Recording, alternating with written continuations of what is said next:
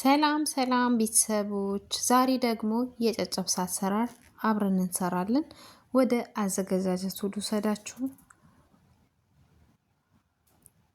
እዚህ ጋር ጨው እጨምርበታለሁ። ዱቄቴን አዘጋጅቻለሁ። ዱቄት እናንተ መጠኑን ማብዛትም ሆነ ማሳነስ ትችላላችሁ። ያው የቤተሰባችሁ ምጣኔ ይወስነዋልና እዚህ ጋር እኔ ለአሁን የምጠቀመው እዚህ ጋር በትንሿ ጎድጓዳ ሳህን አንድ ነው የምጠቀመው። እዚህ ጋር ዘይት አደርግበታለሁ።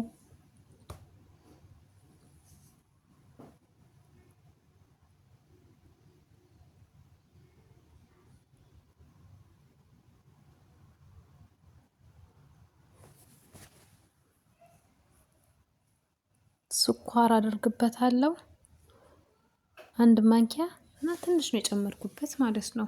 እናንተ ያው ማሳነስም ማብዛትም ትችላላችሁ። እኔ ብዛም ስላልፈለኩት ነው ስኳሩንም ማለት ነው።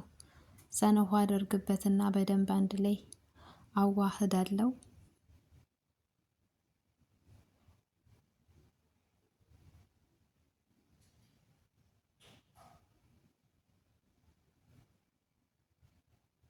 ዱቄቴን እጨምርበታለሁ ከላይ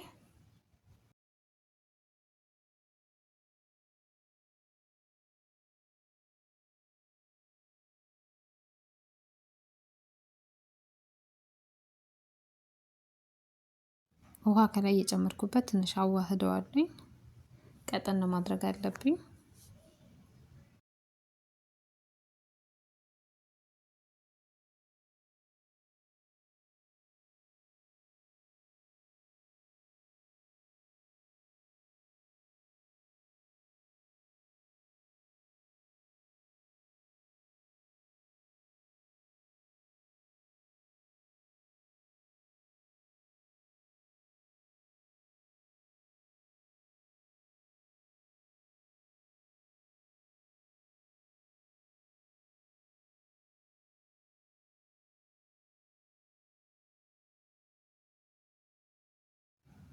ጓጓሎ እንዳይኖረው ደግሞ በደንብ መምታት አለባችሁ። ውሃችሁን እየጨመራችሁበት ትንሽ ትንሽ እያደረጋችሁ በደንብ መመታት አለበት።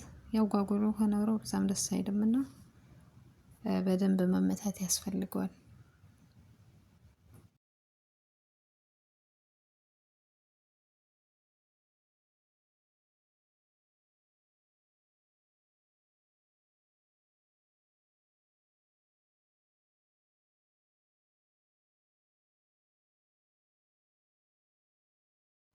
በዚህ መልኩ ቀላቅዬ ጨርሻለሁኝ። ኦልሬዲ ጨርሻለሁኝ። አሁን ላይ ከዚህ በኋላ የምቀረኝ መጋገር ነው ማለት ነው። ማሰሻ አለኝ እዚህ ጋር እንደ ኢትዮጵያ ባይሆንም ማሰሻዬ ማለት ነው። የሶፍት ነው የተጠቀምኩበት። እዚህ ጋር ከደንኩት ገለበትኩት። ከዚህ ጋር ደግሞ እየቆራረጥኩት ነው። አያችሁ?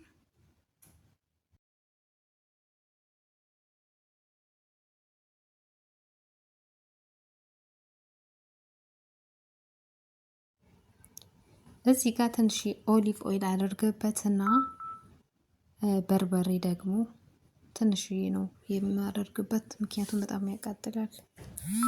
ይሄን ያህል ካደረኩት በቂ ነው።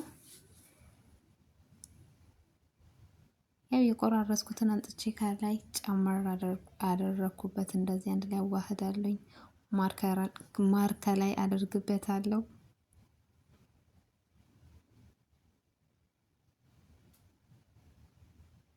ዋው ይሄንን ይመስላል። አያምርም? ማሻአላ ብያለኝ። ቪዲዮን ከወደዳችሁት ላይክ፣ ሼር፣ ሰብስክራይብ እንድታደርጉ ስል በአክብሮት እጠይቃለሁ። አመሰግናለሁ። ያው አንዳንዴ እንዲህ ቀይር አድርገን መመገቡ የተሻለ ነው።